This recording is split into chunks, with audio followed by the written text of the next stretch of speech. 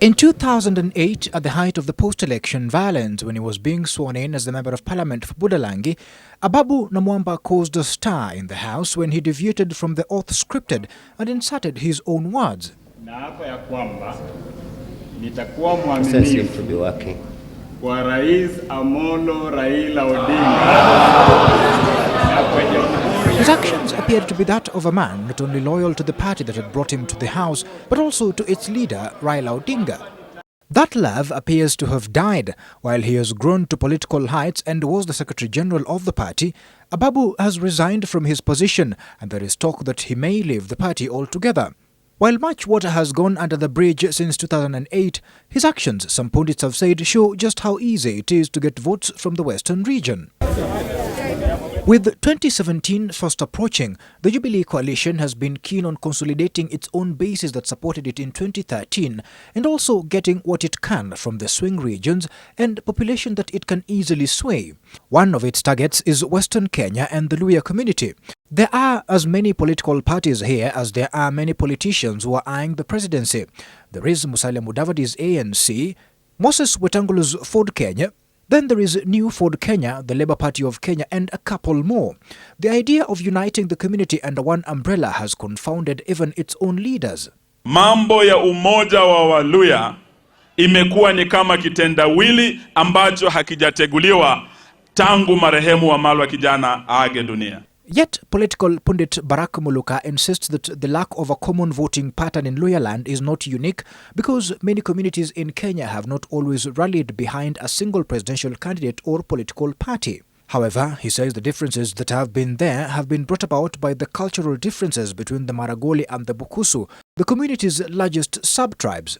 The Maragoli and the Bukusu must resolve their differences before we can expect the Luhya to significantly put their basket, their votes in one basket.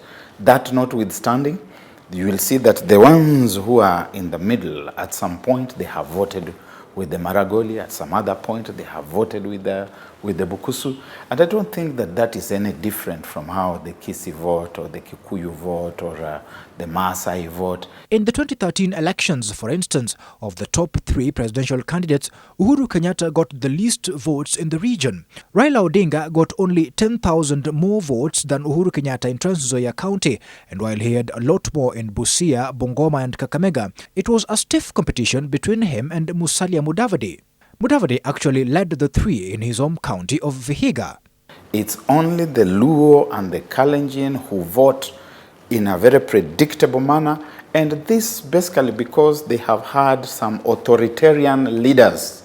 They have had dictatorial leaders that if you don't toe the line that the dictatorial tribal leader has said this is the way we are going, then you lose it.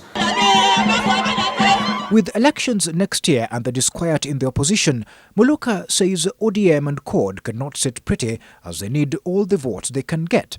And if getting a homogeneous community to rally behind the party is not possible, then the least the party can do, he says, is to have proper structures to attract people.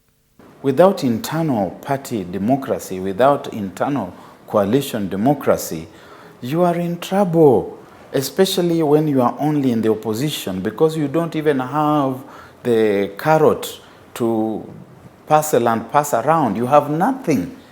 You need these people who then become your stepping stones into their various territories. It may still be a bit too early to forecast how the situation will be come August 2017. What is not in doubt, however, is that every politician will be doing all he can to get not just an individual support, but the backing of entire political constituencies as well. Andrew Ochieng, NTV.